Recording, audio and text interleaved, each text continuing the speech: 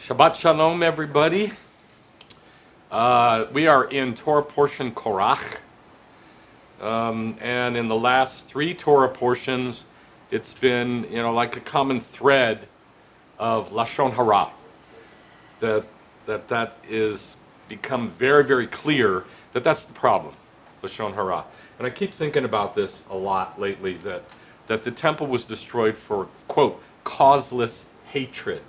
Causeless hatred. It says that over and over and over again in Jewish writings. Causeless hatred. We're supposed to hate what's evil. We are not supposed to hate anything else or anybody else. But that's what destroyed the temple was infighting, fighting with other people. You can definitely, work things through. You can definitely argue. You can definitely disagree. Absolutely.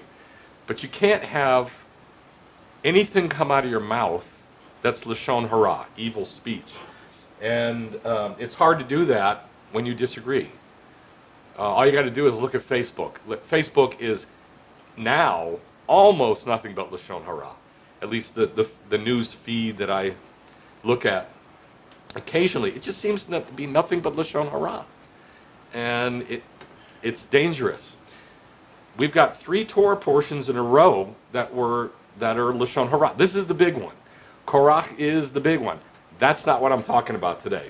But I'm going to start out with this just to remind you that the last part of Baha'alotcha, which is about Miriam doing lashon hara against Moshe and Aaron, and she became a leper. She turned white as snow. They had to put her out of the camp for 7 days.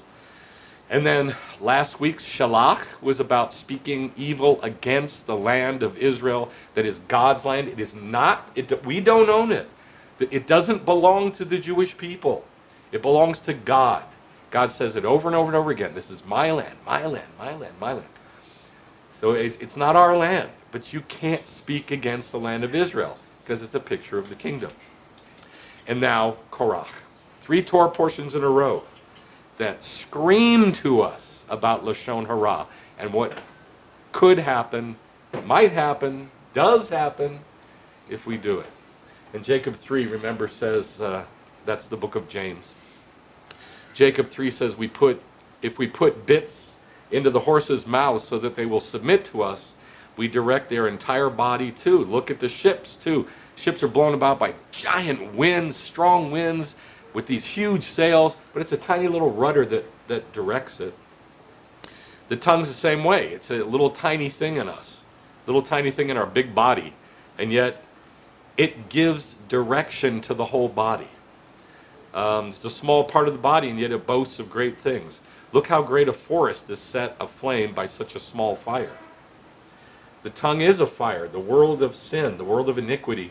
The tongue defiles the entire body and sets on fire the very course of our life, and is set on fire by hell. For every species of animal is tamed by man. Who can tame the tongue? Who can tame the tongue? Nobody. Nobody can tame the tongue.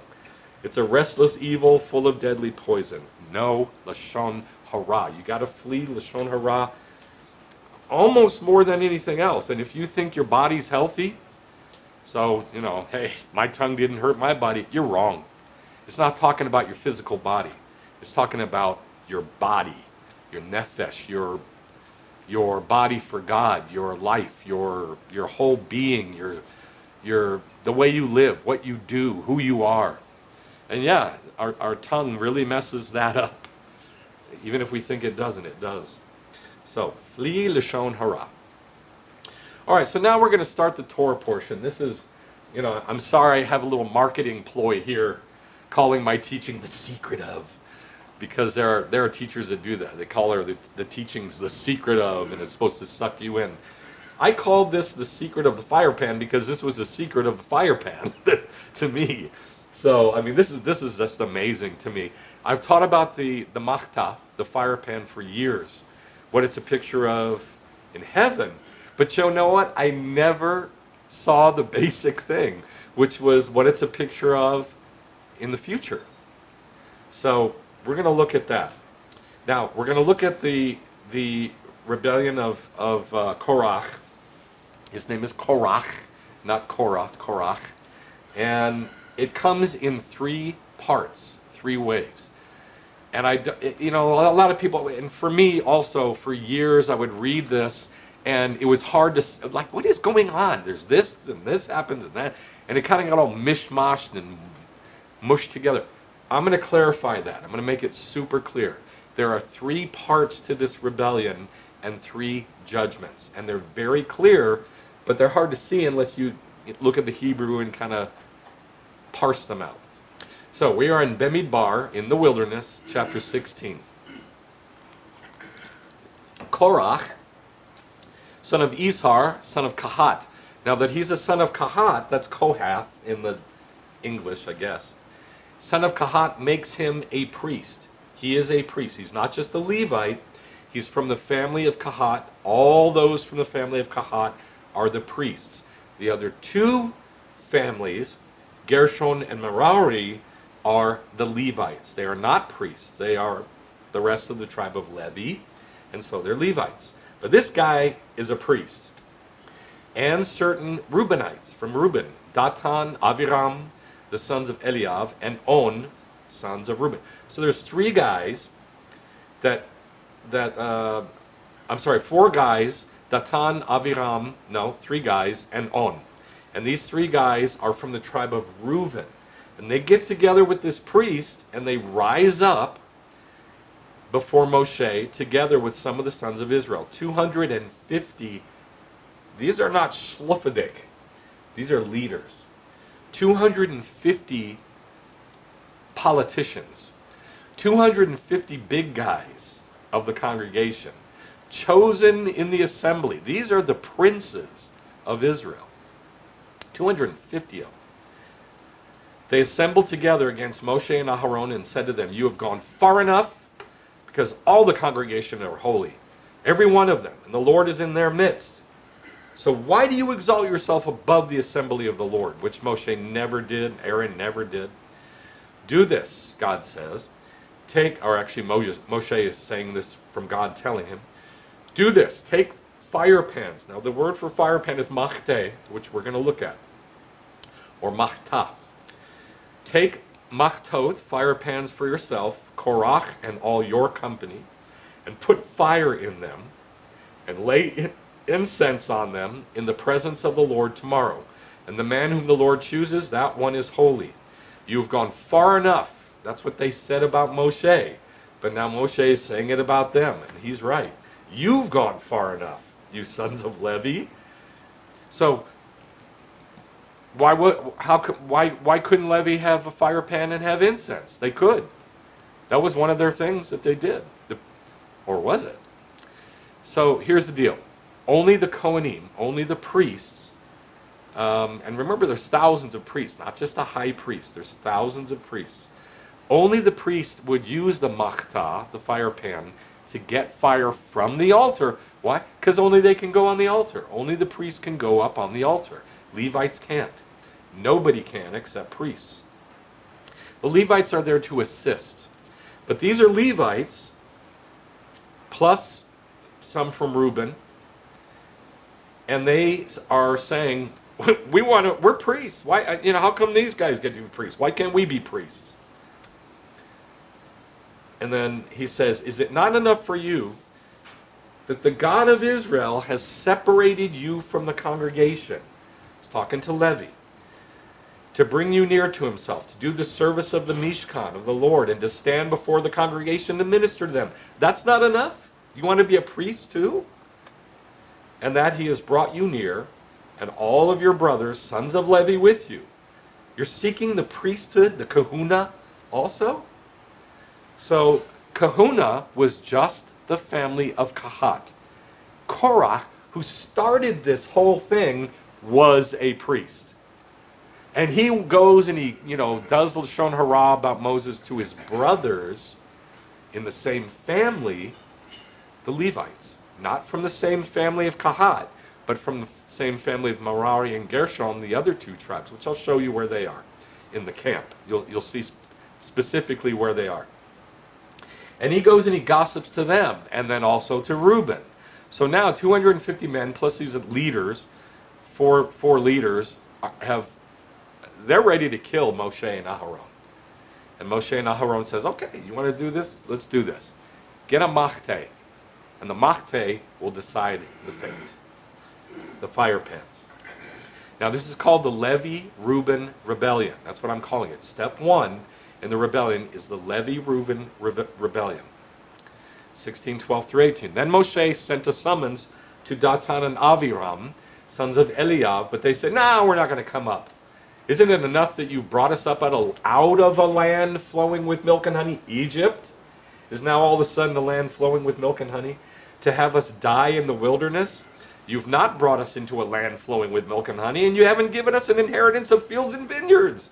Are you also going to put our eyes out? Now, this is what the Machtah looks like. This is what a priest with a Machtah looks like. There's a cuff on that firepan so that it can be held in the hand, and it keeps the cuff on the forearm so that they don't drop it. Because it's filled with live coals that are hot, burning. We will not come up. Verse 16. Moshe said to Korah, you and all your company be present before the Lord tomorrow, both you and they, along with Aharon. Each of you take his Machtah and put incense on it, and each of you bring his Machtah before the Lord, 250 machtot. Also, you and Aharon, each his Machtah. So, they each took his Machtah, and they stood at the doorway of the tent of meeting with Moshe and Aharon. Thus Korach assembled all the congregation against them at the doorway of the tent of meeting, and the glory of the Lord showed up. Now, the last time the glory of the Lord showed up was not good. The last time the glory of the Lord showed up, guess what it was linked with? The machtot. The last time the glory of the Lord showed up to everybody was at Yom Kippur, when the sons of Aharon, Nadav and Avihu, got their machtot and put some weird fire, some weird incense, and God burned them up. Well, now it's happening again. Same thing, same exact thing.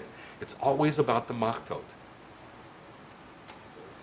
All right, part 2, the earth opened up.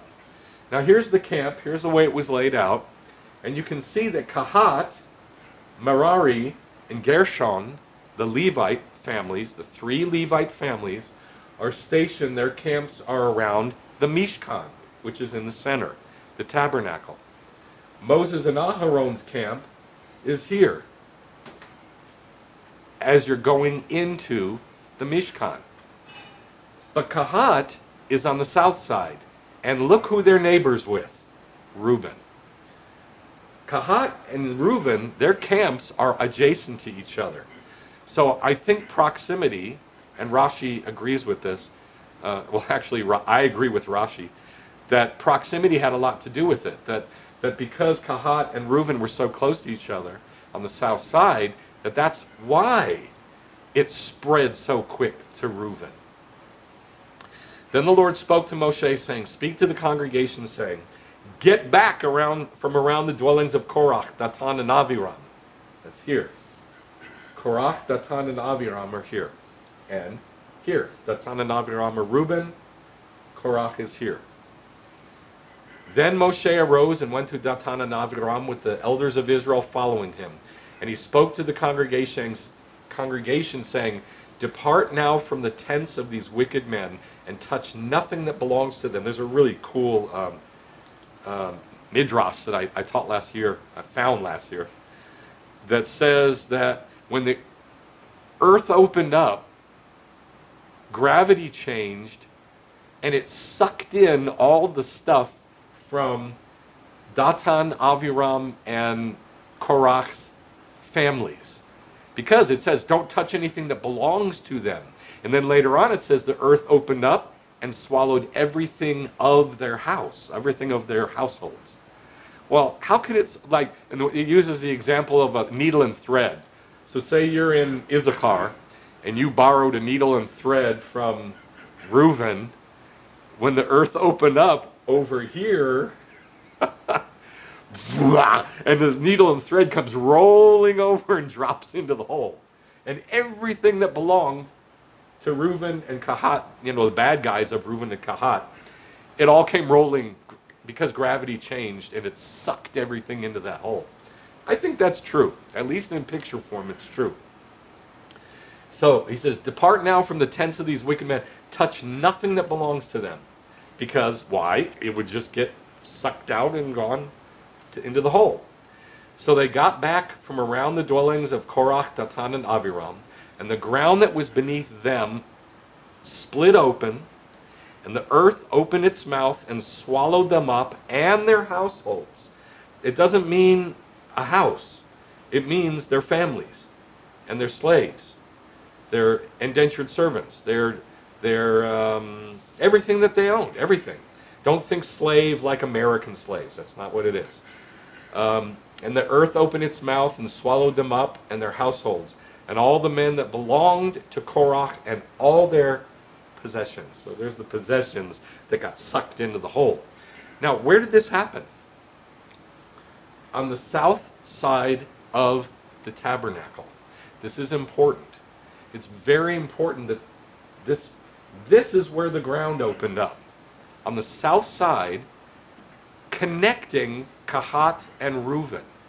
Now that is the second chunk of this rebellion. First one was the Levi Reuben rebellion. Second, or Kahat Reuben rebellion. The second one is the earth opening up. Now the third one, it's a plague. Numbers 16, 52 through 35. I wonder what that means. Maybe it was, I don't know, 22 through 35, 32 through 35, I don't know. These are the wrong verses anyway. Maybe it's 35 through 52. Maybe that's what it is.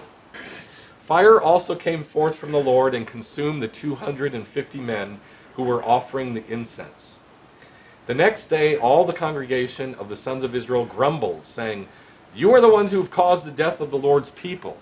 Okay, so after God judged everybody, the earth opened up and swallowed just them. It didn't swallow up anybody who wasn't in the rebellion.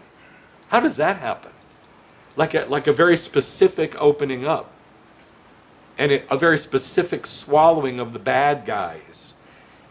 So they see God do this, and they turn on Moshe even more. It's insanity. This is mob mentality. It's just insanity. This is lashon hara. It is the worst lashon hara in the Torah. That's what the rabbis say. Actually, last week when they grumbled against the kingdom and against the land of Israel, God said, "You're never entering heaven," basically. It was the worst lashon hara in the Bible. Well, now it's even worse. Now it's even worse. These people lost their soul. They turned toward, it came about, verse 42, when the congregation had assembled against Moshe and Aaron, that they turned toward the tent of meeting, and behold, the cloud had covered it. The Lord spoke to Moshe, "Get away from this congregation." That means this congregation. He's telling Moshe, God is, "I am going to destroy all of Israel." Now, God did that before at the incident of the golden calf. He said, "I'm going to destroy all of Israel and start over with you, Moshe." And Moshe prayed for 40 days, and God changed his mind. Well, now he's doing it again. He's saying, "I'm done with Israel. I'm starting over with you." And there's just this one little tiny blurb after, "so that I may consume them." And I should have had this here, but I don't. It said, "And Moshe fell on his face." He interceded that God wouldn't destroy Israel. But that's all it says. There's no big to-do about it like there was with the incident of the golden calf where Moshe prayed for 40 days. In this instance, it's just Moses falls on his face, and so God, like that, changes his mind, that he's not going to destroy the entirety of Israel. So Moses said in verse 46 to Aaron, "Take your Machtah and put fire from the altar and lay incense on it, and quickly bring it to the congregation and make atonement for them. For the plague has begun." He took his stand between the living and the dead so that the plague was checked. Those who died by the plague were 14,700, besides those who died on account of Korah. This happened in one day. It all happened in one day. The whole rebellion, both parts of the rebellion and the plague, all three parts of this horrible thing happened in one day. Now, the reason that he tells Aaron to quickly get that Machtah and put fire on it and put incense on it so that the incense goes up, it was because he fell on his face and prayed. And in order for God not to destroy all of Israel, prayer has to be made. Intercession, which means standing in the gap between something and something. Somebody's got to be a go-between to stop that thing that's coming. That's what intercession means. And so the Machtah, with the delicious aromas in it from the incense, is the prayer.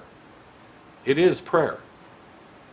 They all knew this. This wasn't like some deep metaphorical ethereal thing. All over the world. I mean, if you go to Buddhist countries, or if you go to animist countries, ones who worship animals and their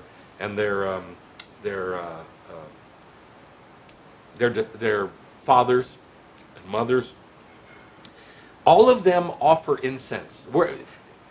Europe and America, the West, are the only people who do not offer incense to their gods, plural. We're the only ones who don't do that. We don't offer incense. This still exists all over the world, offering incense to their gods. God likes that. Unfortunately, they don't offer it to the God of Israel, to God. They're offering it to demons. But this form of worship is something that God created as a picture so we would know. This is prayer. This is something holding the prayer, which we're going to look at. Now let's talk about this. This is craziness. This mob mentality killed in 3 waves. It killed in the Levi-Reuben rebellion 254 men. They were killed. And then the earth opened up and it killed all their families. So I'm going to say maybe 100. I don't know how many were in their families. There's four families here. I don't know how many were in. I'll just say 100 people. So that's 250 plus their families. And then 14,700. So we're talking about the death of plus or minus 15,000 people in one shot in one day. Why? Because of lashon hara. This is because of lashon hara. It's not a small thing. I mean, you can see from the results, this is no small thing. 15,000 people died because of what came out of their mouth. God had created the priesthood. God had set up the camp the way he wanted it. He told Israel, this is what I want. This is a picture to learn from. You change the picture, you change the picture of the camp, you change the picture of the Mishkan, you change the Mishkan, you change the picture of the priesthood, you change the picture of the Levites, the tribe of Levi. You're destroying my pictures. You're destroying my ability to communicate to you how I set things up, how I have things in heaven. You're destroying it. That's why this is a big deal. It's not, Moses was the most humble man in the world and they made fun of him and they hated him and they wanted to kill him. That's not what it is. They're doing lashon hara against God, against what God established, what God set up. And they don't care. They think they're doing a good thing. Not only do they not care, they think they're doing the proper righteous thing by doing this. You're not going to like what I'm about to say, I don't think. Maybe you will. I hope you do. This is precisely what the church has done for 2,000 years.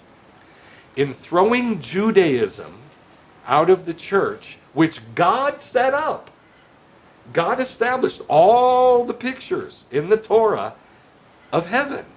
And he gave it to us in a culture called Yehudot, Judaism. And if we do those, we learn about God. We get the knowledge of God because those things will talk to us.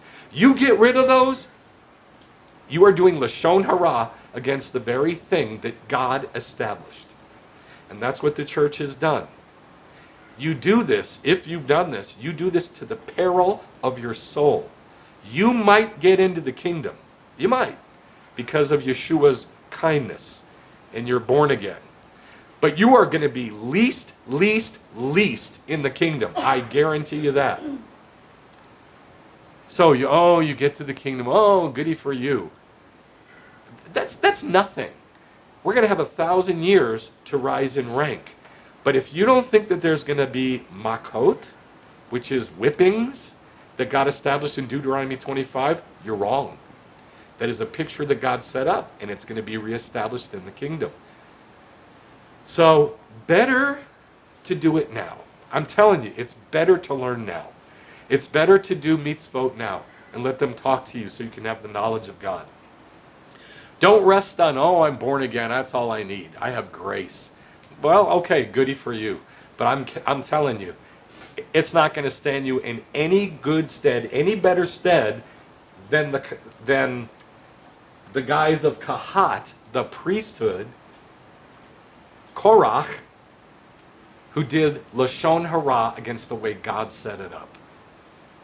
You want to do a lashon hara against the way God set it up? I'm not talking about commandments. I'm talking about the pictures of heaven, which all of Judaism is. That God will protect to the death. And that's what he did here in 3 waves. 15,000 people died because of it. So you want to know why it's such a big deal? What they did so wrong? This is what they did wrong.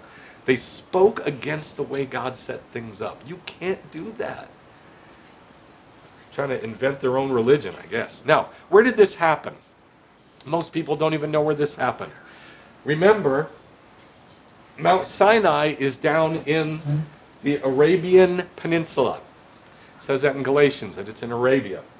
They left Egypt. This, by the way, the Sinai Peninsula is not Sinai. It's not Mount Sinai. This is Egypt. In the Bible, the Sinai, what we call the Sinai Peninsula, wish we didn't call it that. I wish we called it the Egyptian Peninsula, because that's what it is. This is Egypt. They left Egypt. They crossed the Reed Sea, came into Mount Sinai. They were there for 11 months and 10 days, and then they left, and they came up here to Kadesh, which nowadays is called Petra. And there they stayed.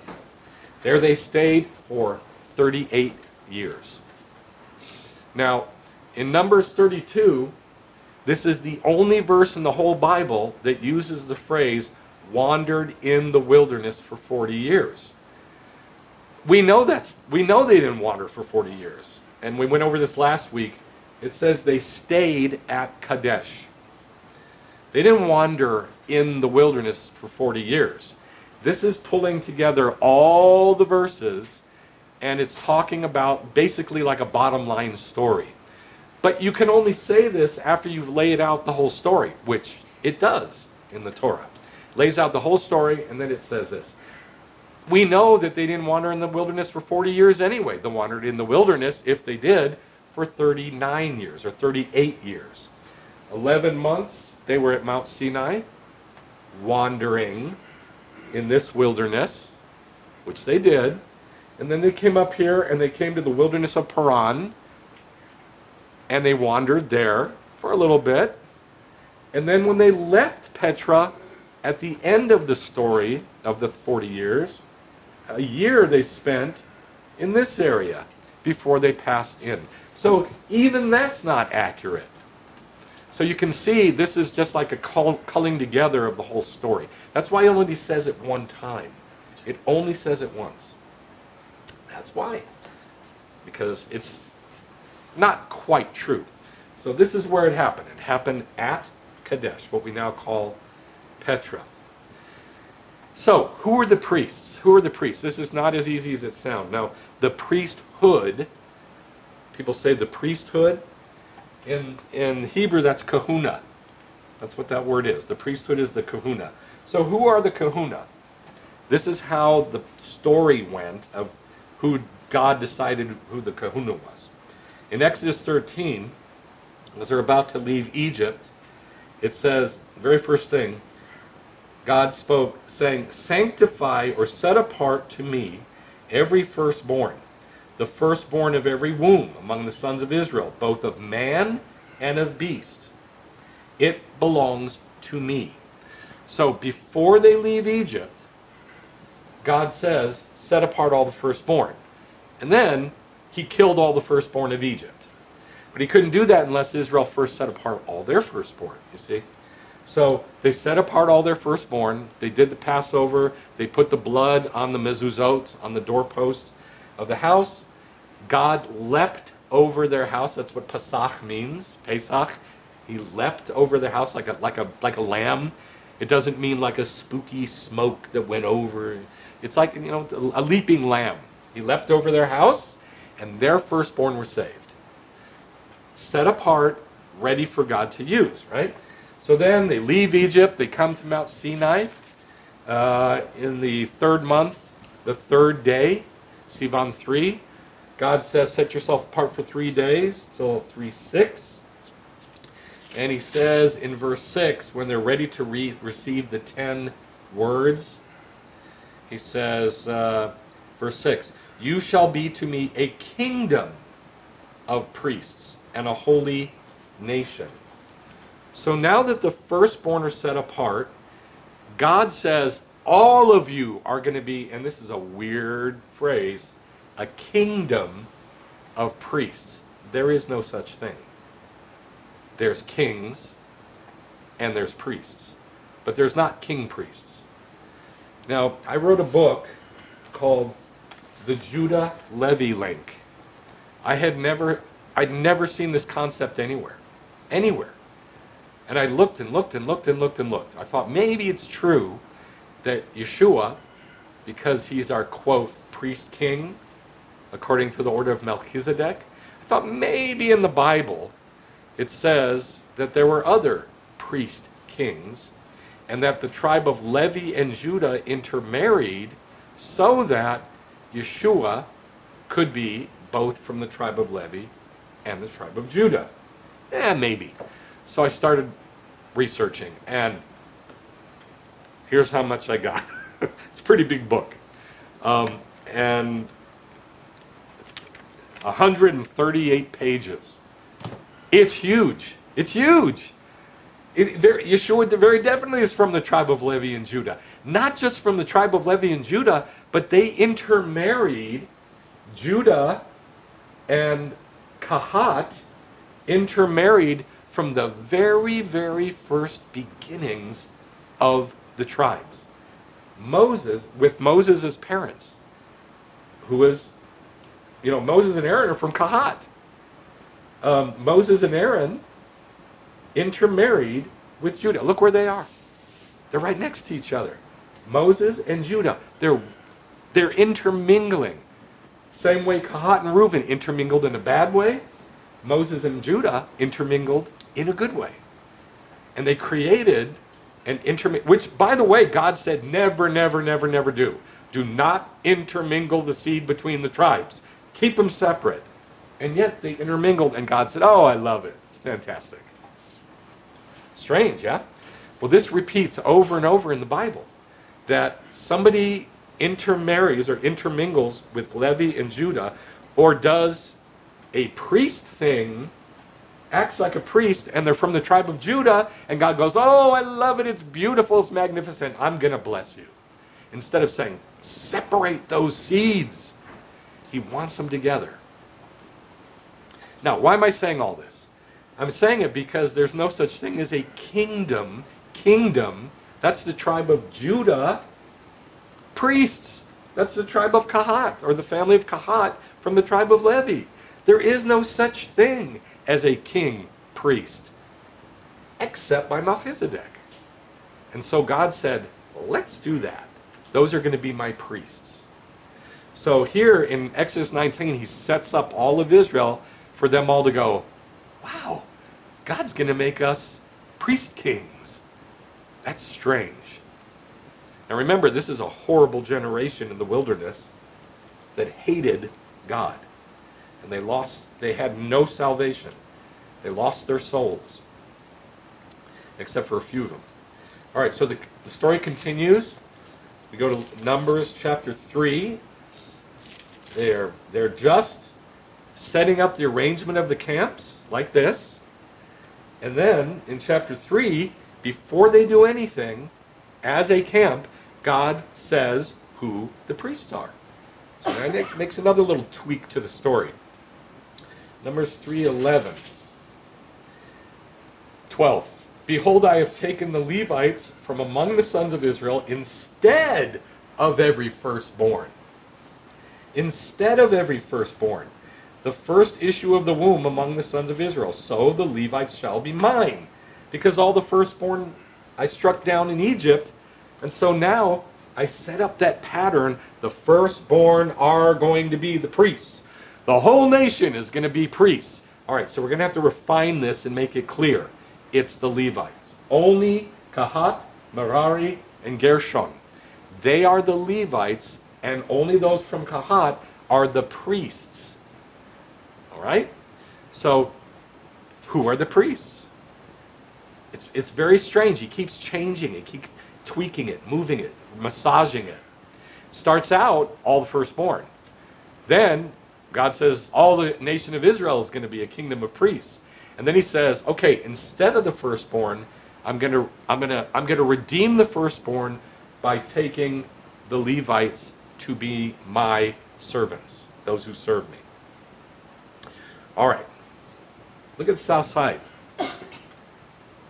See that path from the tabernacle to the priests to Reuben, the firstborn?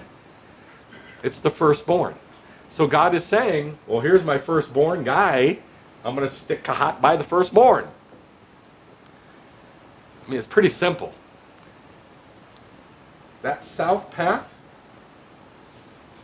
that is supposed to be the issuing out of life.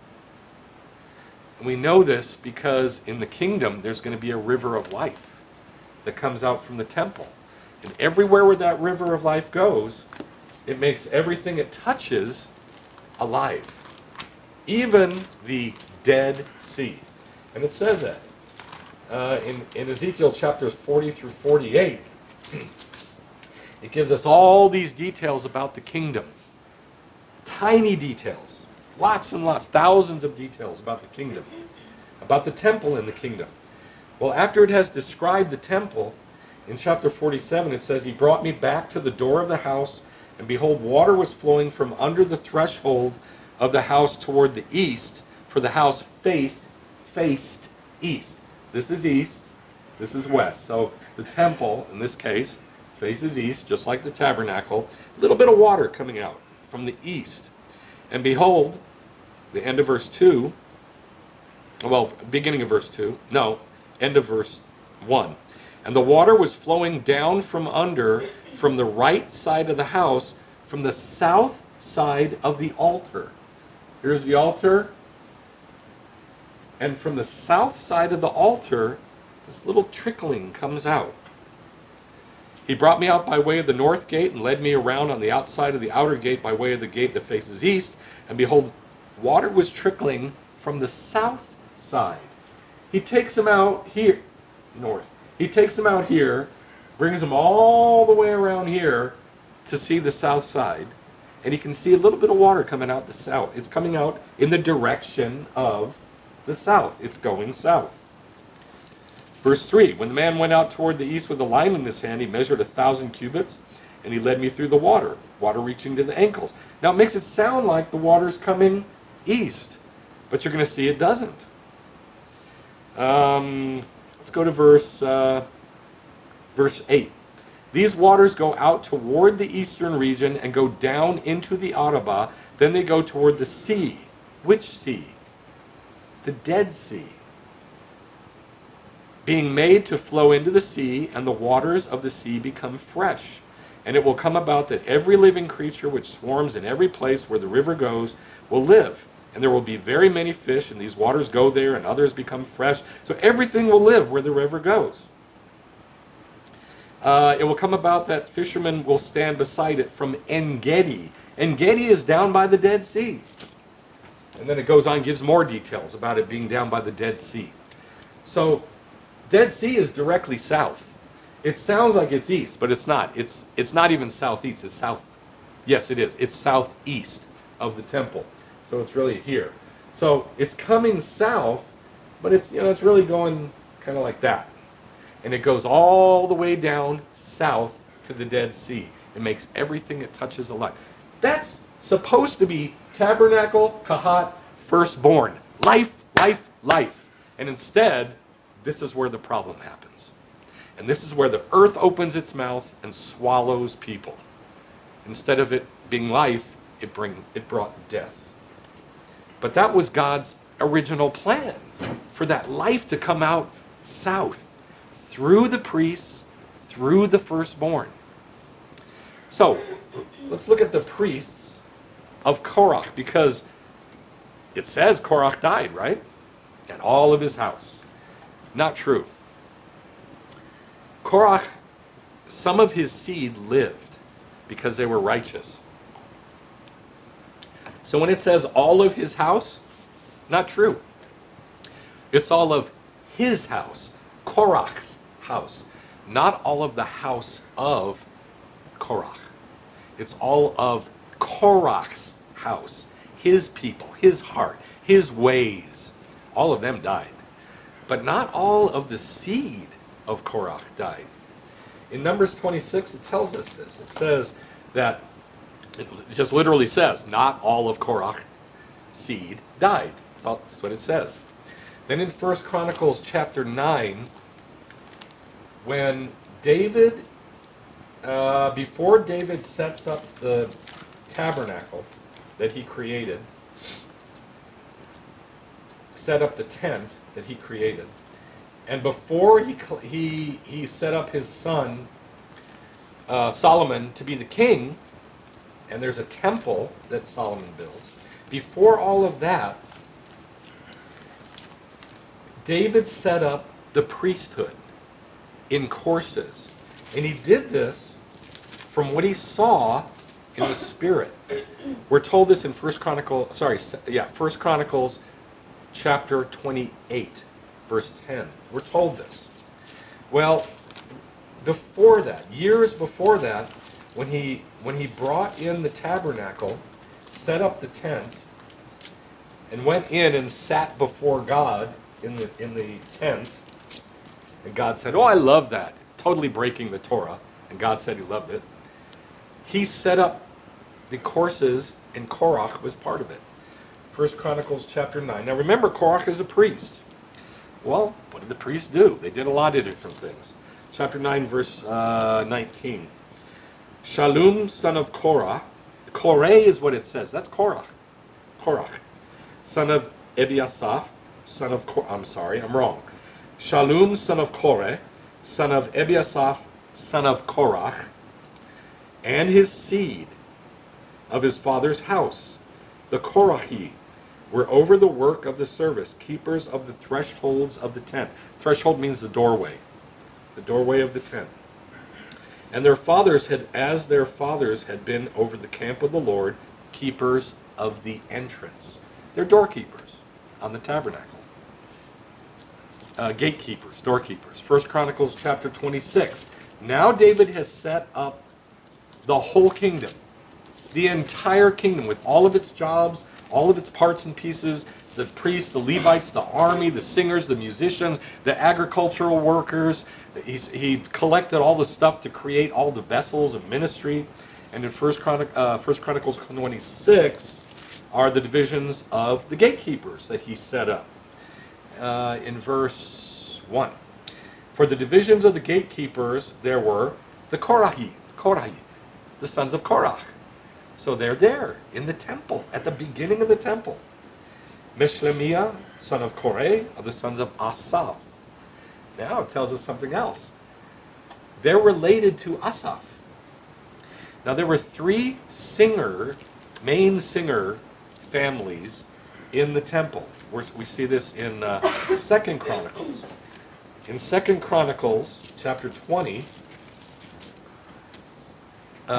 this is under Yehoshaphat, verse 19.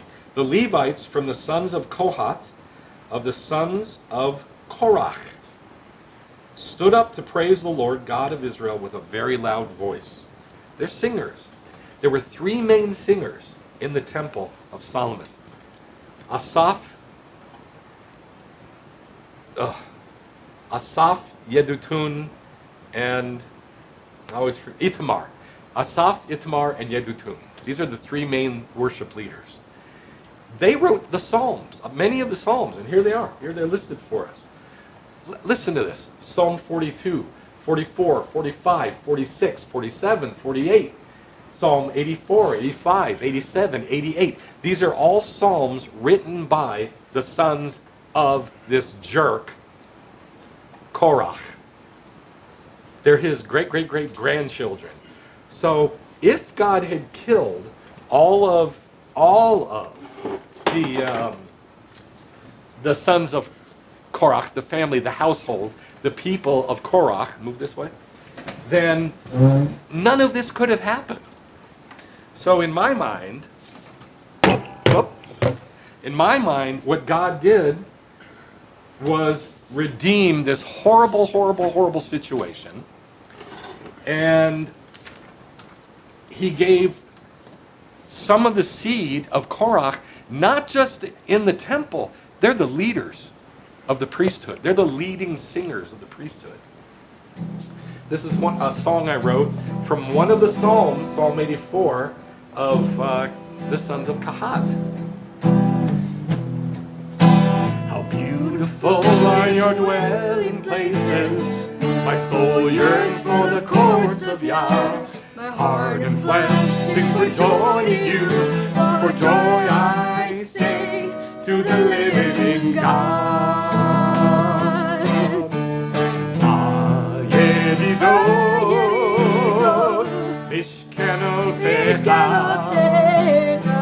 Just to be in your dwelling places.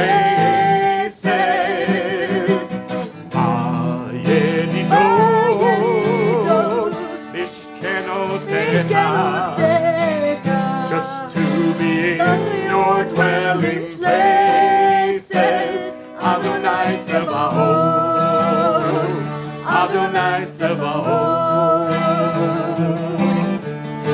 Even the bird has found a home there. She has found a nest for herself. Even the place of your holy altar, my King and my God.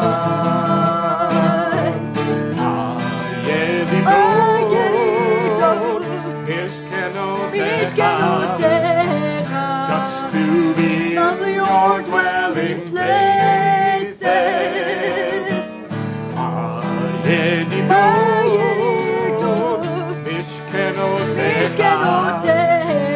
Just to be in your dwelling places. Adonai Tzevaot, Adonai Tzevaot. How blessed is the one whose strength is you, whose heart is the highway to Zion. Better to dwell one day in your court than 1,000 anywhere else.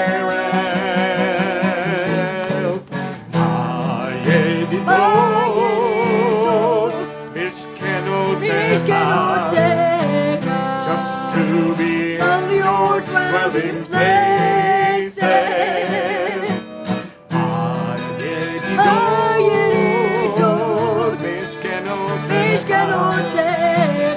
Just to be in your dwelling places. Adonai Tzevaot, Adonai Tzevaot, Adonai Tzevaot.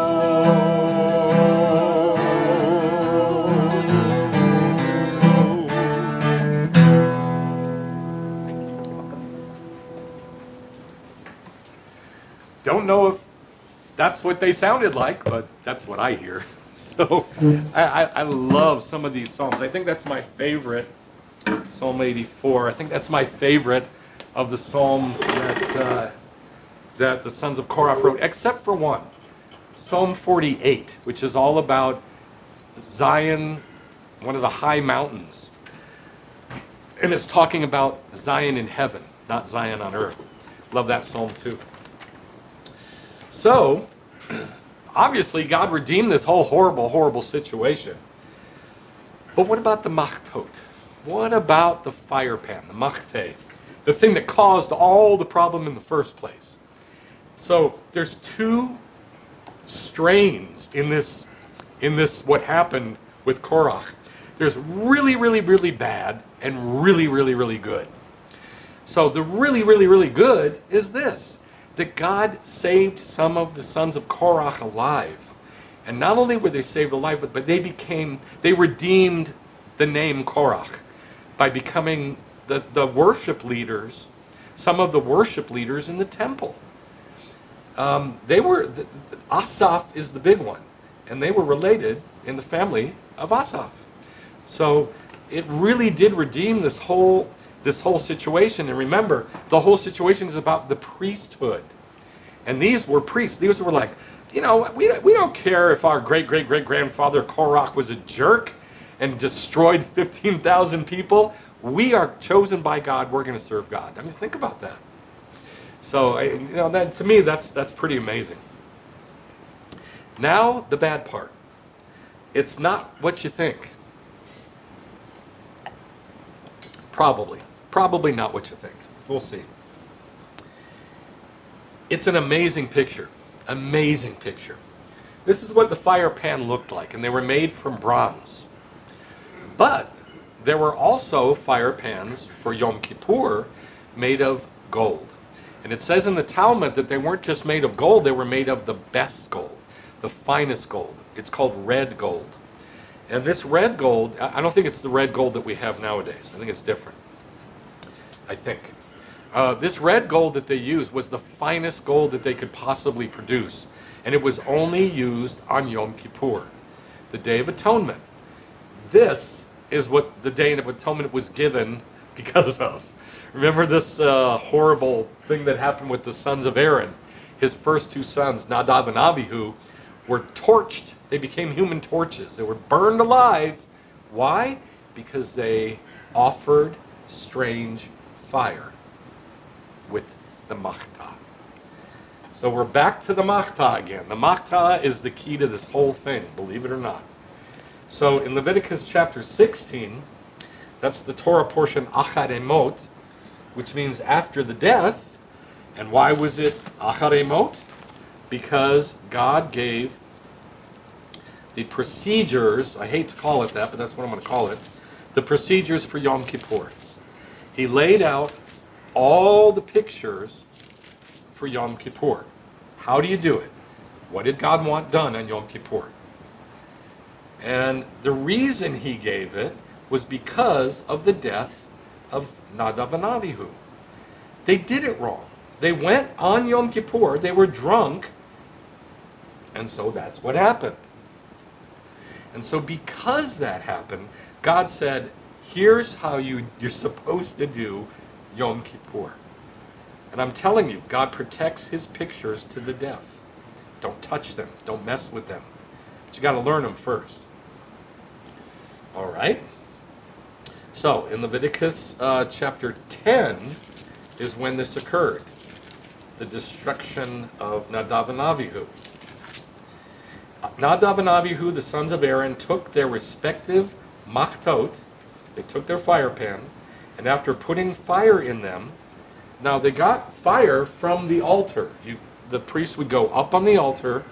They had like a little scoop thingy, and they'd use the scoop thingy to get the live fire coals into the pan itself.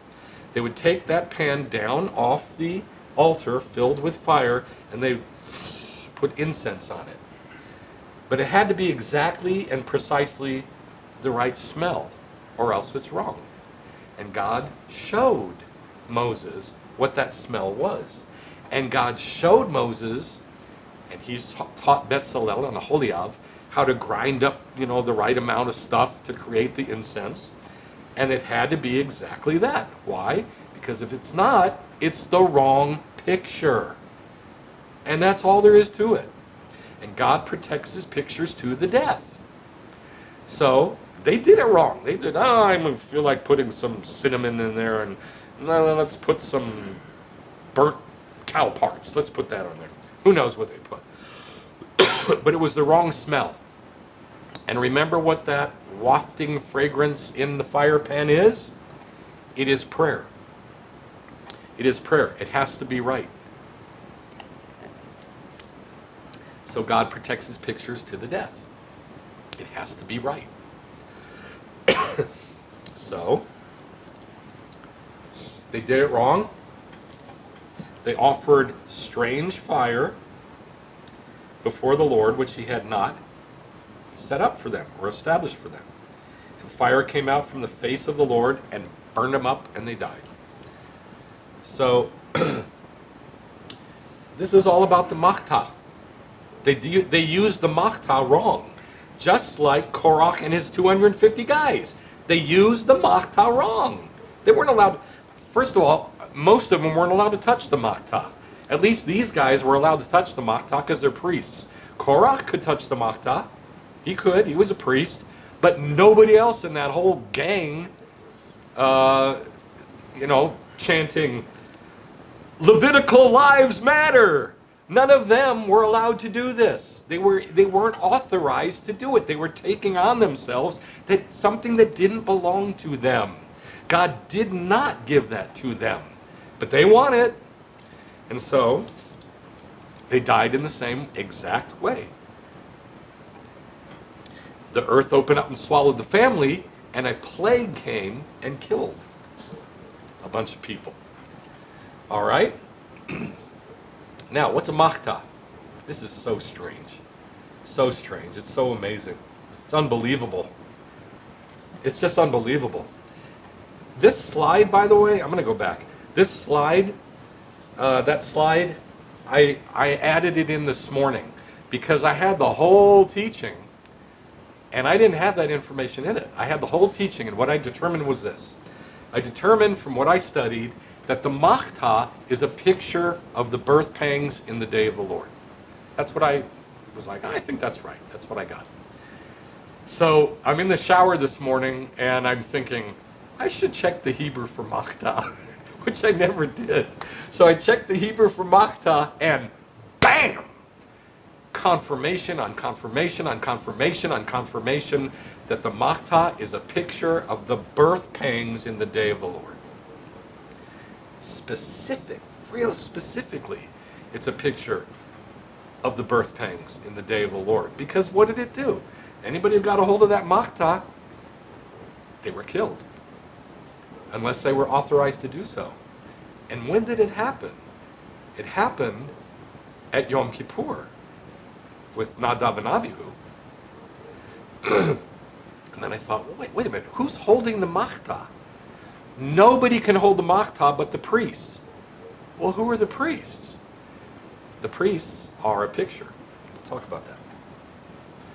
So I added this. This is amazing to me. Machtah in Hebrew is an implement that holds live coals.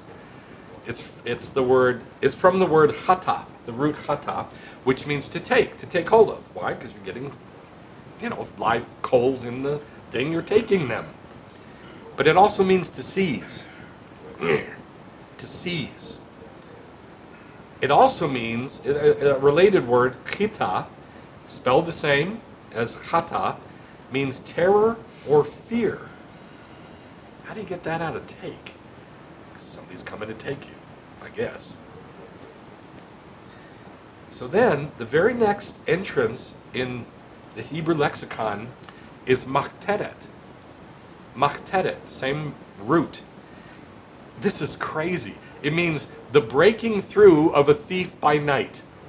The breaking through, to break through of a thief at night. How do you get all that out of that little word? I don't know, but that's what it means. The breaking through of a thief by night. Now, most people have no clue about the day of the Lord. Further, most people have no clue about the birth pangs. The reason is that for many, many centuries, the church has taught, as a whole, they have taught that the coming of Christ is the day of the Lord. And they've taught that all the bad stuff that happens before that comes is the Great Tribulation. But where does the rapture fall? So we got three really, really bad phrases. Bad, horrible phrases because they're not biblical. Coming of Christ is not biblical.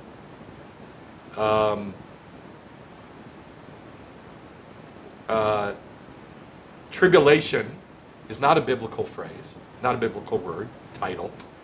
And rapture is not a biblical phrase. So it makes things very, very muddy and hard to follow, and what happens when, and who's it going to happen to, and it becomes a big mishmash of problems. That's the first problem. Second problem is this.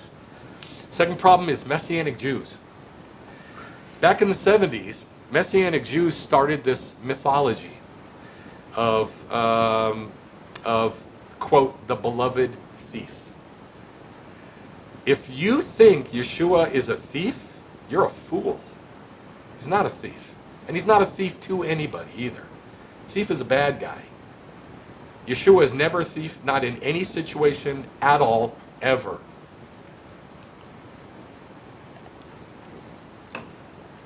And so they called him the beloved thief. We're going to talk about this more. It'll become clearer what I'm saying. And then this mythology got bigger and bigger and bigger, and then linked with no man knows the day or the hour, which is also not biblical. It's not even, those words never even appear in the Bible. And don't go searching for it in Matthew. I'll tell you where it is. Matthew 24:36. Doesn't say that. Doesn't even exist. Those words don't exist.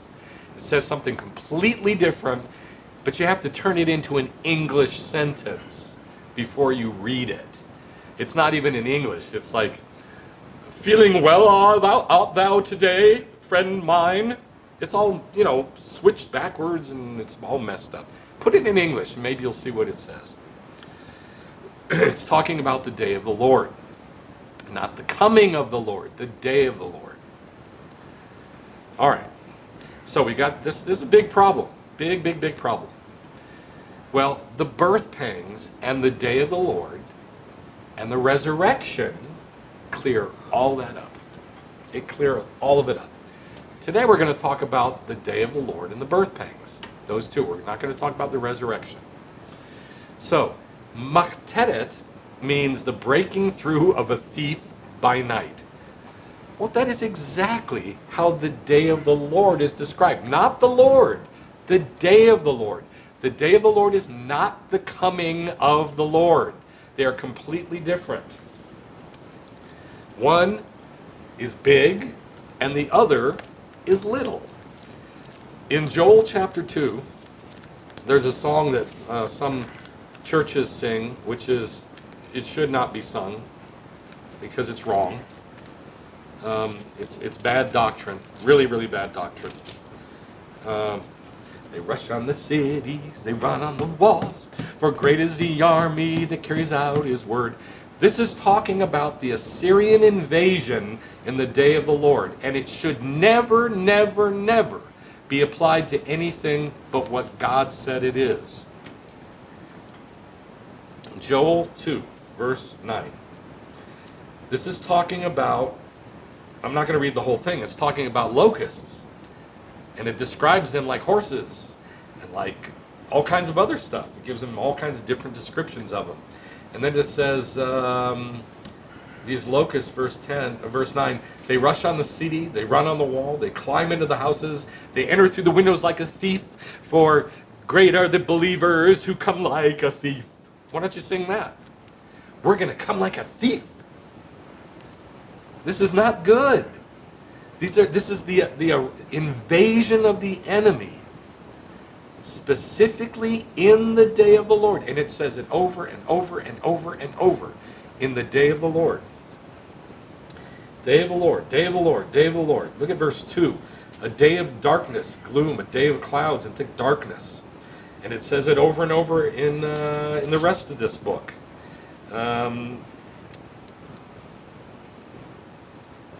Verse 30, I will display wonders in the sky and in the earth, blood and fire and columns of smoke. The sun will be turned into darkness and the moon into blood. In the face of, not before, in the face of the great and terrible day of the Lord. And there's a lot more that say in that day, in the day of the Lord. This is definitely in the day of the Lord. The whole book. It's a prophecy of the day of the Lord. So then let's get back to verse 9 of chapter 2. They climb in the houses, they enter through the windows like a thief. Before them the earth quakes, the heavens tremble, the sun and the moon grow dark. I know you recognize these images from Matthew 24 about the coming of Christ, right? No, it's about the coming of the day of the Lord. That's why these verses all lay one on top of the other, exactly the same imagery. And they're about not the coming of Jesus. That's not what we're waiting for. We're waiting for the coming of the day of the Lord. So you better figure out what that is. We're going to talk more about it. All right. It comes like a thief. It says that the invading army in the day of the Lord comes in like a thief. Now this is one of the verses that Matthew 24 records Yeshua quoting. If you don't know this basic foundational thing, I hate to say it like this, but this is the truth. You don't understand anything that Yeshua is saying, not one word. And here's the foundational thing. The Word became flesh. The Word became flesh. What's the Word? The only word there was in the first century. The Tanakh. The Torah. That's what became a guy. It's not some magical ethereal substance, some philosophical idea that became flesh. I've asked probably now thousands of believers, when it says the Word became flesh, what became flesh? And almost without exception, the answer I get from believers is Christ became flesh, or Jesus, the eternal Godhead, became flesh. They always make it some big ethereal thing that puts you on a merry-go-round. Jesus became flesh, who is Jesus, which became flesh, which is it. That makes no sense. You can't say that. It's got to be something other than Yeshua that became flesh. That's the Word. What's the Word? It's the Word of God. It's the Tanakh. That became flesh, which means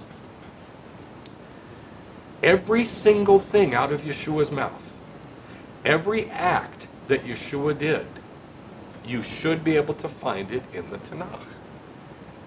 If you can't find it in the Tanakh, you don't know what he's saying. I'm sorry, but that is the reality. You don't know what he's saying. You have taken it away from the anchor of the Jewish world in which it was born. And you are recasting it as something else in your head. Or from what you were taught. Maybe somebody taught you something. But unless you can tell yourself, what is Yeshua quoting here from the Tanakh? You don't know what he's saying. You don't know the context that he's speaking from. Well, in Matthew 24, without exception, all the verses that he quotes from verse 8 all the way through verse 31 are quoting, I have a list, and this is just me, there might be more. I have a list of 120 verses that he is quoting, and without exception, every one of them says, in that day, day of the Lord, day of some adjective. Without exception. So, what's his context?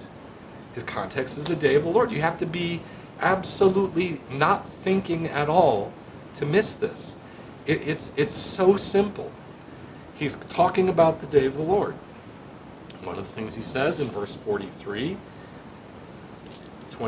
in 24:43, after he's described the coming of the day of the Lord, verse 42. Therefore, I'm going to read it how it would say it in Hebrew. Therefore, wake up, because you don't know. That's what it says.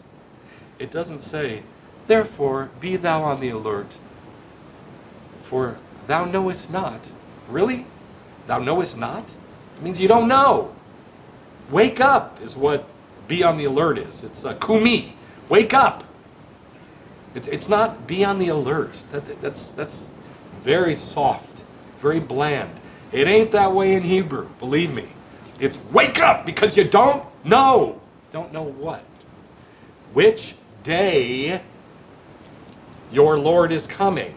Doesn't mean like October 14th, 2020. It means what day?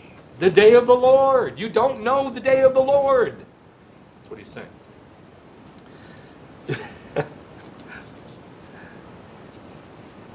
Verse 43. But be sure of this.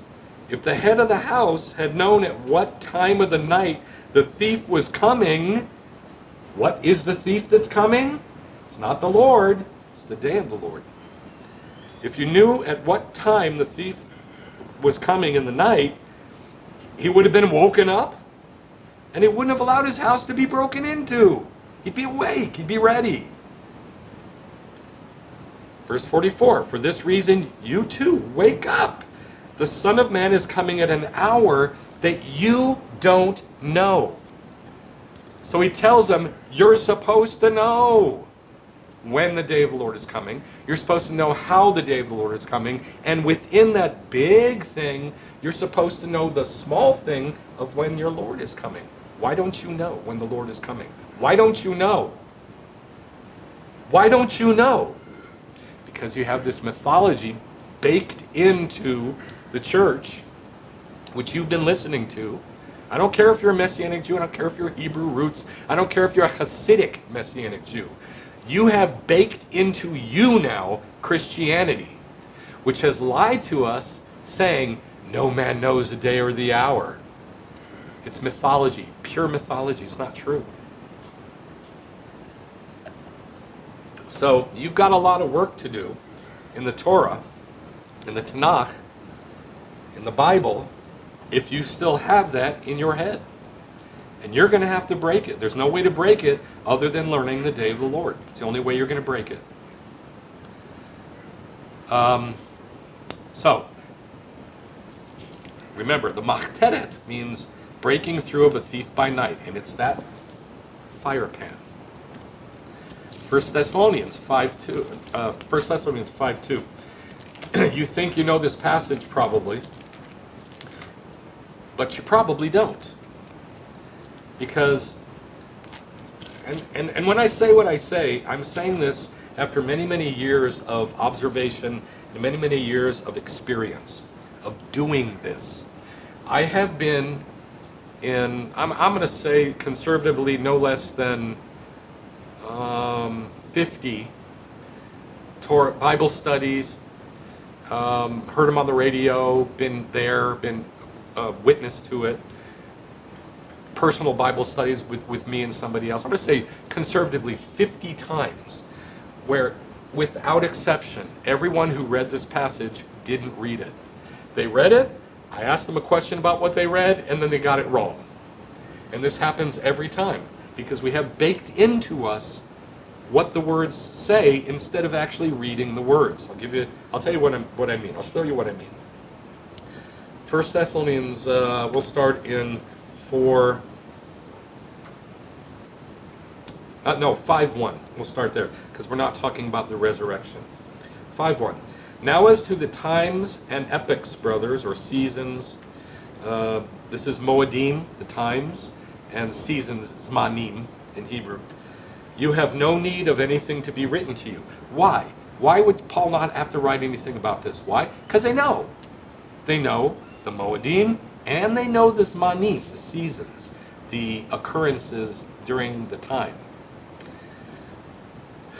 Verse 2. For you yourselves know full well that the day of the Lord will come just like a thief in the night. While they are saying peace and safety, what did he say? the Lord will come like a thief in the night. This happens every single time. He didn't say that. This happened to me last week. I'm sorry, 2 weeks ago. This happened 2 weeks ago. I was part of a Bible study, and they read 5:2, "For you yourselves know full well that the day of the Lord will come just like a thief in the night." And then as they began to talk about it, they said, "The Lord's coming. The coming of the Lord is like a thief." They said it. So it's baked into our brains to not even read the words that are on the page. But the words on the page say, you know perfectly well, the Thessalonians knew this. They knew that the day of the Lord was coming like a machtot. It was coming like a thief breaking in at night. What is he quoting? Joel chapter 2, verse 9. It's one of them, by the way. I only put one. 2 Peter chapter 3, verse 10 says virtually identical words. And again, probably about 50 Bible studies, the same thing happened here. 2 Peter 3:10. "But the day of the Lord will come like a thief, in which the heavens will pass away with a roar, and the elements will be destroyed with intense heat, and the earth and its works will be burned up." And it goes on. Sat right there, had Christians read the words, and Messianic Jews, and Hebrew Christians, Hasidic Messianic Jews, very Torah observant, read those words and got it wrong, because it's baked in. It says the day of the Lord. So what is the day of the Lord? It's coming like a thief. Isn't that the coming of the Lord? Nope. Absolutely not. Revelation 3. Now, when you get to the book of Revelation, it changes. And Yeshua himself says, "I will come like a thief." So why? Why the change? And just logically think about it. What changed? What changed? You got to the New Testament? No, because we already saw in Thessalonians and Peter and Matthew, it stayed the same. The day of the Lord is coming like a thief. But then you get to the book of Revelation, it's "I will come like a thief." Why? What happened? Well, what happened is as my friend Doug says, in the very first paragraph of Revelation chapter 1. He's absolutely right, 100% right. It tells us in verse 10, "I was in the Spirit unto," in Greek, I don't know what the Greek word is, but I've checked it, and it says, "unto the Lord's day." What's the Lord's day? Day of the Lord. I've read dozens of Christian commentaries that say it was obviously Sunday, and that's when he had his vision on Patmos.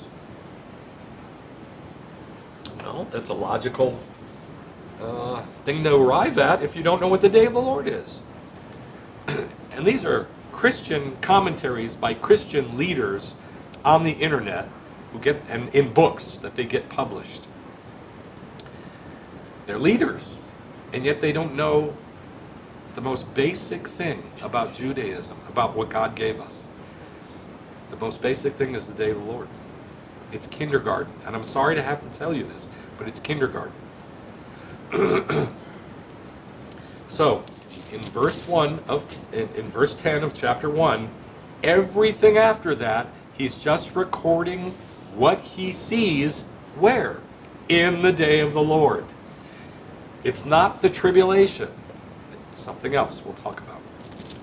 Now, in Revelation chapter 3, in the day of the Lord, Yeshua says, verse 3, "Remember therefore what you have received and heard, and keep it, and do teshuvah. If you won't wake up, you won't know." Exactly what he said to the 4 Talmidim he was talking to. I can't remember who it was. Peter, James, John, and Andrew. These are the 4 guys that Yeshua was talking to when he said, on the Mount of Olives, when he said, "Wake up, because you don't know when the day of the Lord is coming. And you don't know when your Lord is coming. Remember therefore what you have received and heard, and keep it, and wake up. Wake up! If you won't wake up, I will come like a thief, and you won't know at what hour I will come upon you. So if you wake up, you will know. You will. So you better wake up. You're supposed to know. So that links the coming of the Lord with the day of the Lord, but they're not the same thing, and I'll show you why I say that. Oh, I have the same verse here. I'm sorry. It's in chapter 16 of Revelation. Chapter 16. This is the big one. I heard a loud voice from the temple saying to the 7 angels, go and pour out your 7 firepans. These are firepans. Some translations have this horrible word vials, like a vial of blood. Don't know where they got that from. Most say bowls. It's not a bowl. It's not anything like a bowl. It's like a pan, fire pan. It's a Machtah. Who holds that fire pan? Who did God say he wanted to hold the fire pan? The priests. Therefore, what are the priests a picture of? Angels. They're angels. You mess with the priesthood, you're messing with what's in heaven, the way God set up, and our ability to understand what's in heaven. God protects his pictures to the death. So you don't mess with that picture. These are angels. The priests were angels. They were pictures of angels. And it's got a connection, a cuff on that fire pan that holds it to their arm to make it part of their hand, make it part of their arm, so that this then becomes an extension of their hand, so that they, with their hand, are scooping up coals of fire from the altar. That's what they're doing. They're angels. Okay. So we see 7 angels with machtot. Go and pour out your 7 machtot of wrath of God onto the earth. And the first went and poured out his bowl onto the earth, and it became, etc. Now I'm going to give you a key to the book of Revelation, in case you don't have it. There's 7 things. There's 7 seals, 7 angels, 7 shofars, 7, I don't know if they're shofars or if they're chatzatzrot, silver trumpets, but they're trumpets. There are 7 machtot. Okay? There's 1 per year. This is what's called in Hebrew Cheblei HaMashiach, the birthpangs. There's 1 per year. So the first angel pouring out his Machtah is the first year of those 7 years, what you might call the tribulation. It is not the tribulation, it's the birthpangs. Let's go down to verse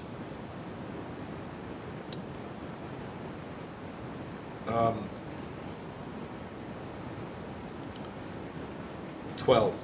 The 6th angel poured out his his fire pan upon the great river, Euphrates, and its water was dried up, that the way might be prepared for the kings of the east. Guess what this is? This is the Assyrian invasion in the day of the Lord. What's across the Euphrates? Assyria. And the Assyrian invasion is prophesied by all the prophets, not just Joel.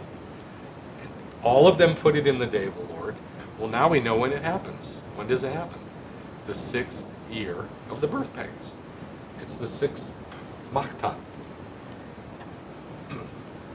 So when you're reading, they rush on the city, they run on the wall, for great is the army that carries out his word.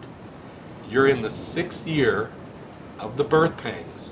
The Assyrians are coming like a cloud of locusts to eat you up and to break into God's house like a thief in the night. Isn't that lovely? The beloved thief. So now you know where you are. You know where John is in the spirit He's in the Birthpangs. He's in he's in at the 6th firepan, but he sees all 7 firepans poured out. All right. Now in verse 17. Oh wait, not verse 17. Verse 14. These spirits are sent out in the 6th year. Spirits performing signs which go out into the kings of the whole world, get to gather everybody together to the great war, which is Armageddon. And then there's this little parenthesis in verse 15. Behold, I am coming like a thief.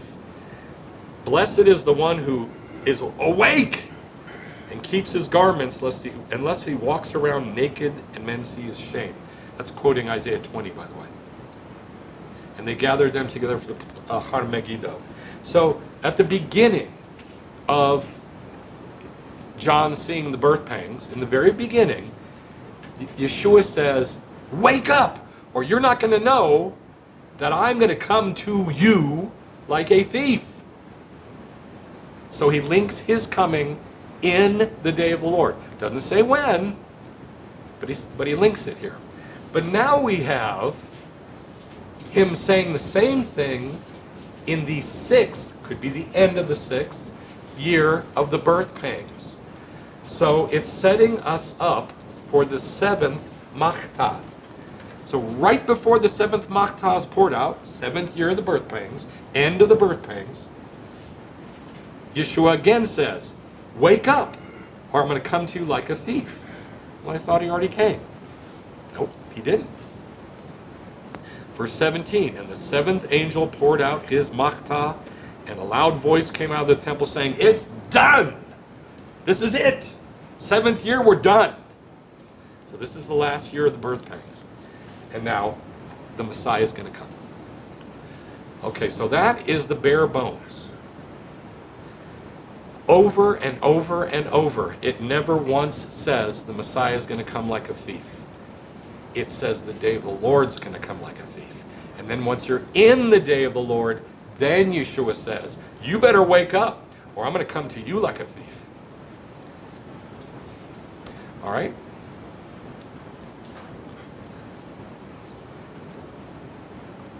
So why the firepans?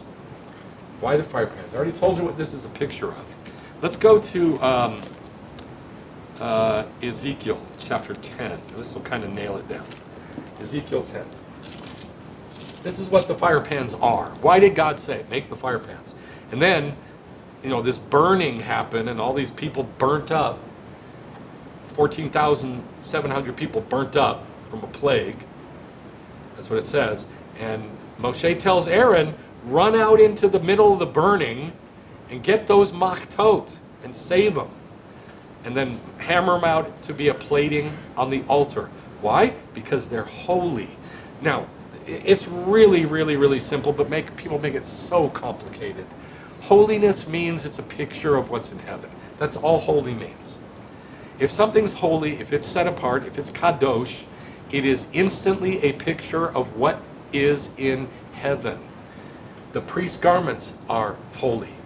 The Machtah is holy. The priests themselves are holy. They're all pictures of what's in heaven. The altar is holy.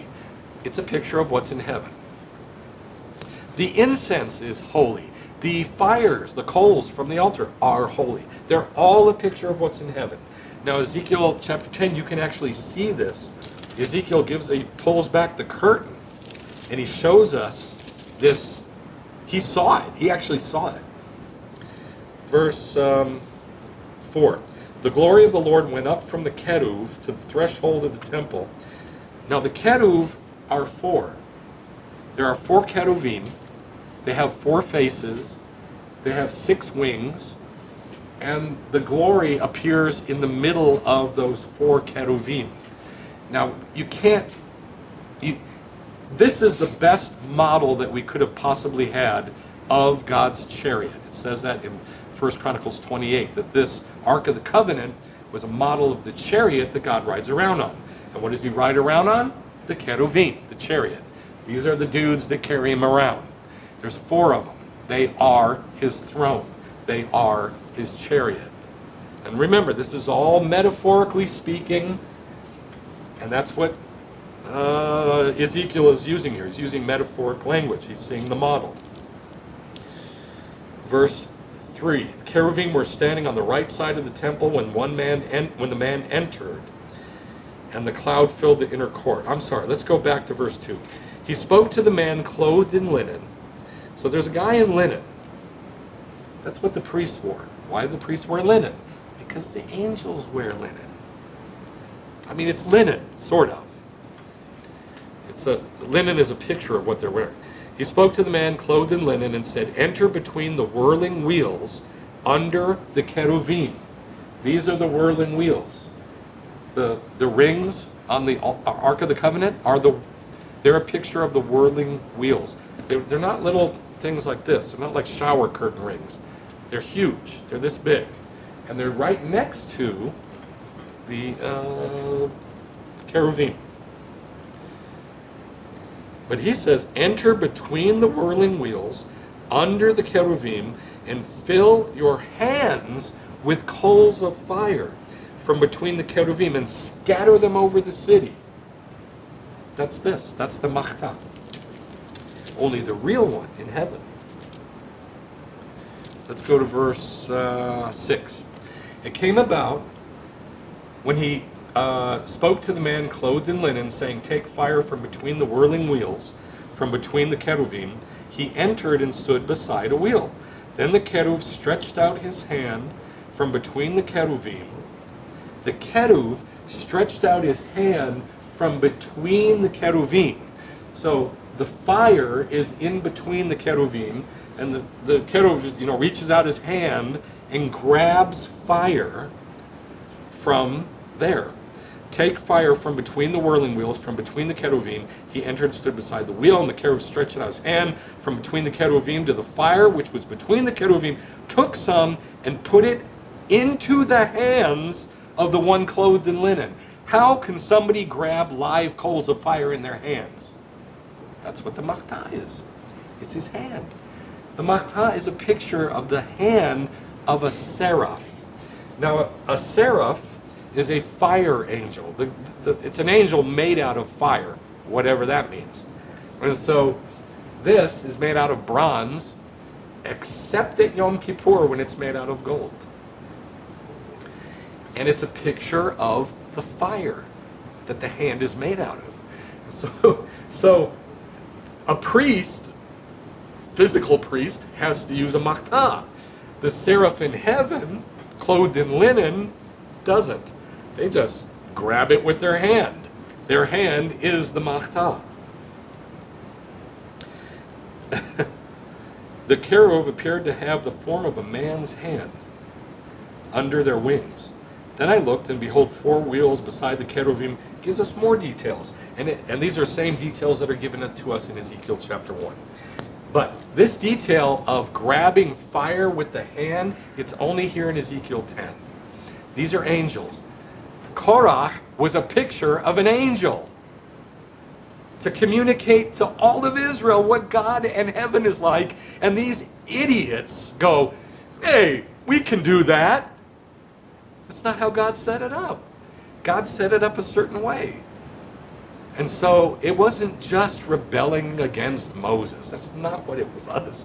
It was literally rebelling against the entire structure of the, quote, religion that God set up. He set up an entire set of metaphors of heaven, gave it, wrapped it in a bow, and gave it to the Jews like a gift. Nobody else has this, just the Jewish people. And you would dare speak against that by saying Christ freed us from the law. You're out of your mind if you say that. I mean, aside from the fact you don't know the Bible, you don't know the scriptures, you're out of your mind. You are taking a curse on yourself that God over and over and over and over through the scriptures showed you don't reach out and mess with and touch the Holy Spirit. It happened in the book of Acts. Two guys tried to lie to the Holy Spirit. They weren't lying to the Holy Spirit. They were lying to some dudes, some Jewish dudes. In Acts, weren't they? Weren't they lying to people? But they were lying to the people that God set up in this structure of Judaism. They were lying to the Holy Spirit. So because they were like changing the pictures of Judaism, God killed them on the spot. There are a lot more examples I could give. But maybe you'll hear that one. If you still believe that Christianity replaced Judaism, you are out of your mind. You're following a crowd mentality, a mob mentality, instead of checking the Bible for yourself. Do the work. Do the work on your own. Prove me wrong. If you think I'm wrong, prove me wrong. But I guarantee you, anything you come up with, your little one verse, I'm going to have 50 that shred it and give you a context of Judaism to show you it's exactly the opposite of what you think. Just like, no man knows the day or the hour. Or, wake up, or thou shalt not know. No, it doesn't even say wake up. Be alert, or thou shalt not know at what hour thy Lord cometh. I mean, I've been doing this for a long time. I know every angle. I can see the pictures no matter what verse is quoted to me. That's where you're supposed to be. You're supposed to know the picture in the Tanakh, every single verse you come across in the New Testament. All right, enough said about that. So that's what the machtot are. They are a picture of the hands of the seraph. Now in Revelation 16, what we looked at a few minutes ago, remember, he saw an angel in heaven with, 7 of them, with 7, each one had a Machtah. So there's 7 machtot. But there's a little detail in chapter 16, verse 1, that I didn't read. I didn't, at least, emphasize it.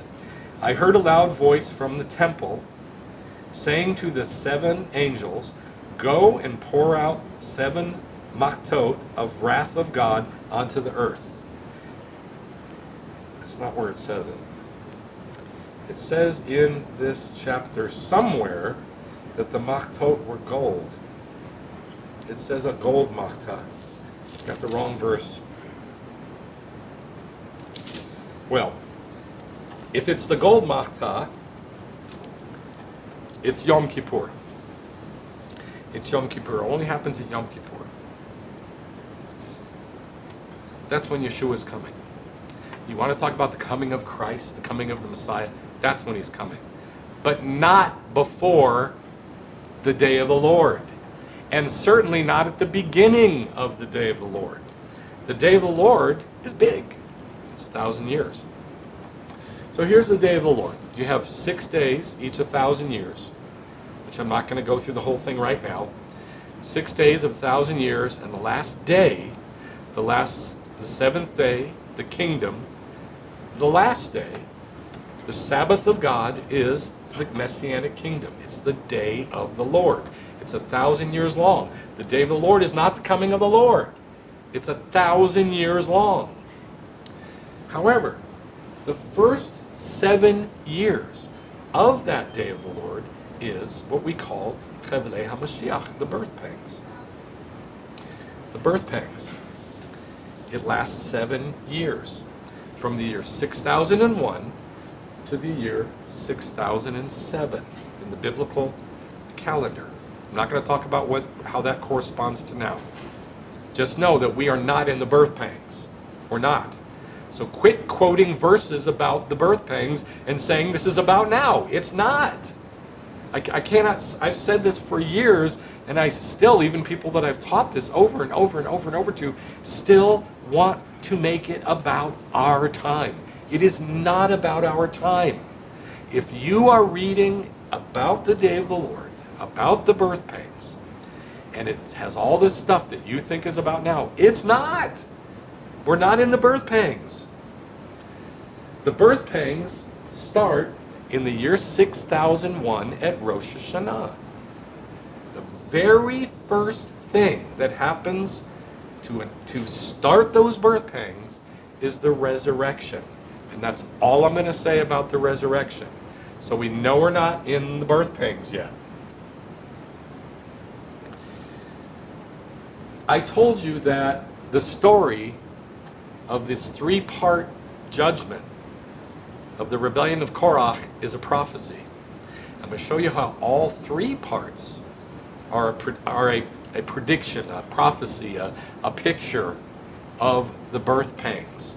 Because the secret of the Machtah is that it is a picture of the birth pangs. Every single time in the Bible the Machtah shows up, it's the birth pangs. So the first part, the Levi-Reuben rebellion. In Hebrew, its very first words, it says, Korach, son of Ishar, son of Kahat, son of Levi, and certain Reubenites, Datan and Abiram, sons of Evlav and On, sons of Reuben, rose up. Yakumu. Yakumu. This word kum, yakumu, is a form of kum. Kum means to raise up. I'm going to say conservatively 10 times in the Bible it is used for the resurrection. When we got married as a picture of Rosh Hashanah and all the things that are going to happen as the day of the Lord comes. And the first one being the resurrection. And our theme statement, our theme verse was, Kumi ra'aiti urchilach. Arise and come away, my beloved. Kumi, arise and come to me, my beloved. Urchilach, to me. Arise and come away to me. So, the word kum is a picture of the resurrection. How is Korah going to be in the day of the Lord? Is he going to be resurrected?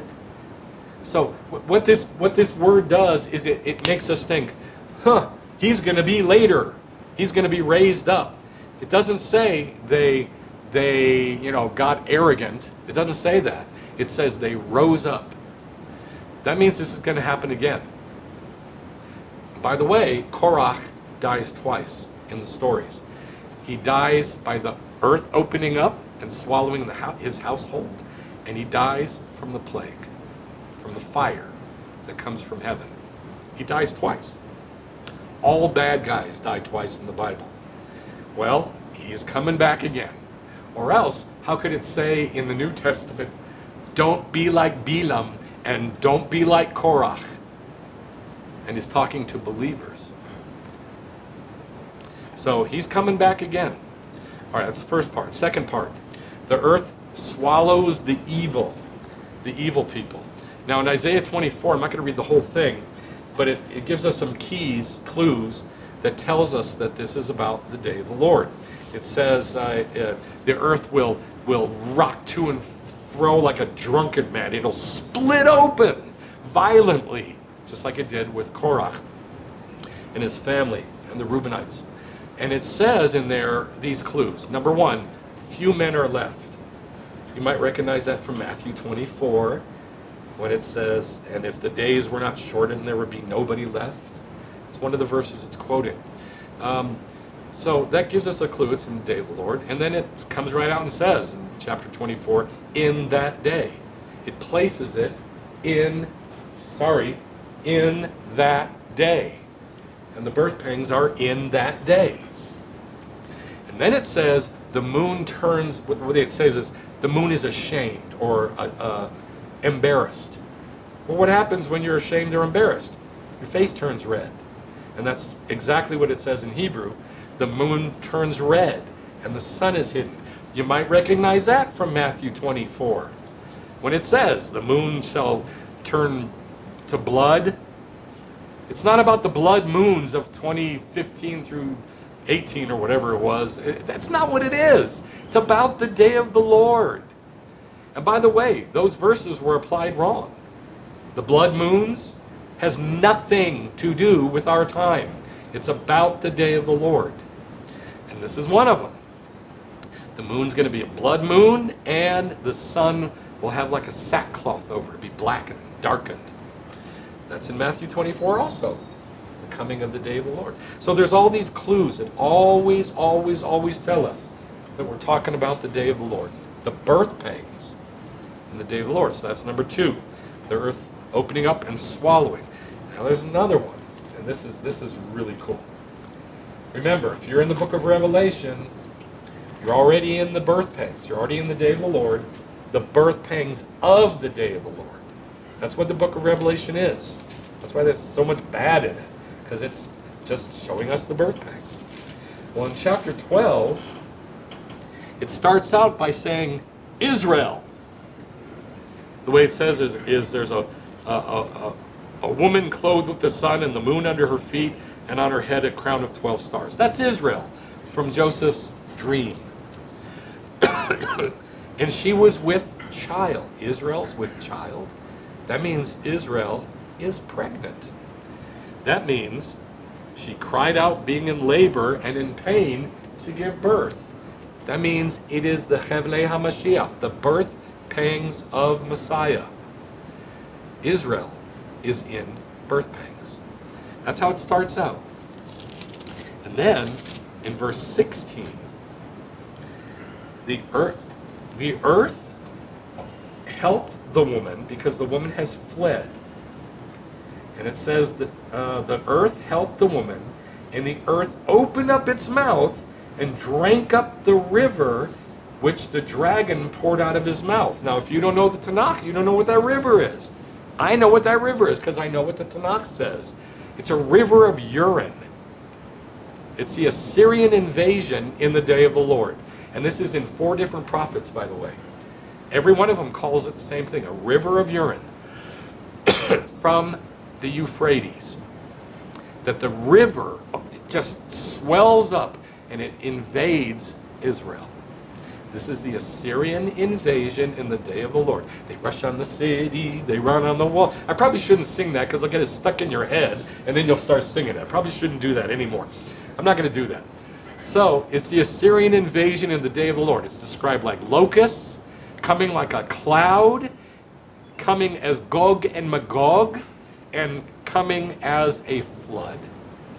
4 different descriptions it gives us of the Assyrian invasion. And we know when it happens.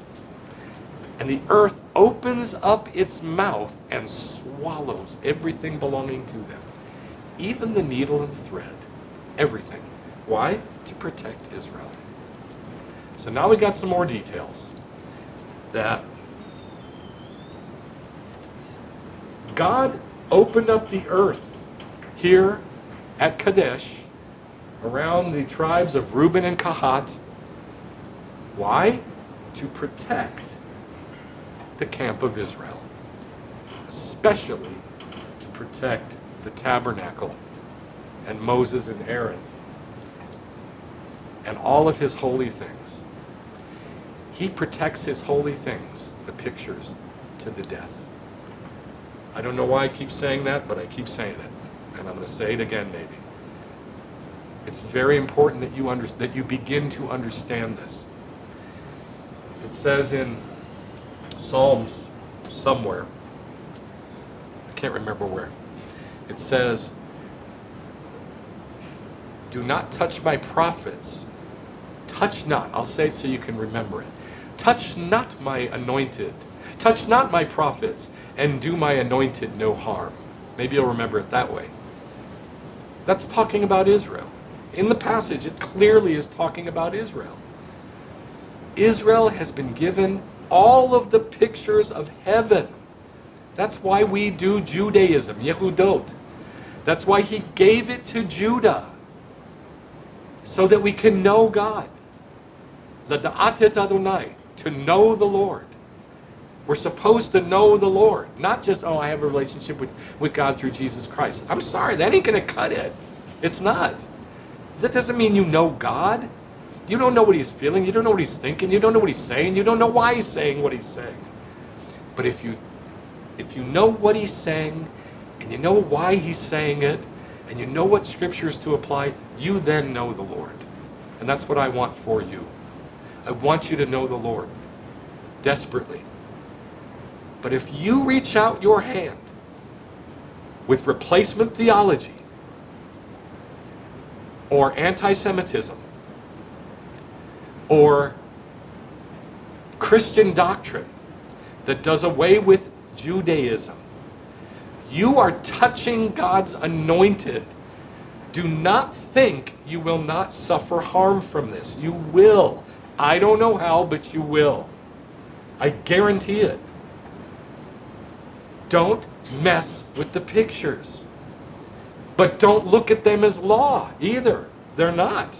That's messing with the pictures. If you do Judaism as law and command, oh, I'm going to be obedient unto Hashem and follow the commandment, you're touching the pictures. You're messing with the pictures. That's not why they were given. We weren't given tefillin, the wrap on your head and your arm. We weren't given that to do so that we can, get brownie points in heaven. We were given that so we can know God. It preaches to us. It talks to us. So if you turn that into a law, or you turn tzitzit into a law, or you turn Shabbat into a law, you've done the same thing that the Christians have done by getting rid of the pictures. You're just as guilty. I'm sorry, but you are. Don't mess with the pictures. Let them say what they say. Let them be the pictures that they are of heaven. And just leave it at that and learn.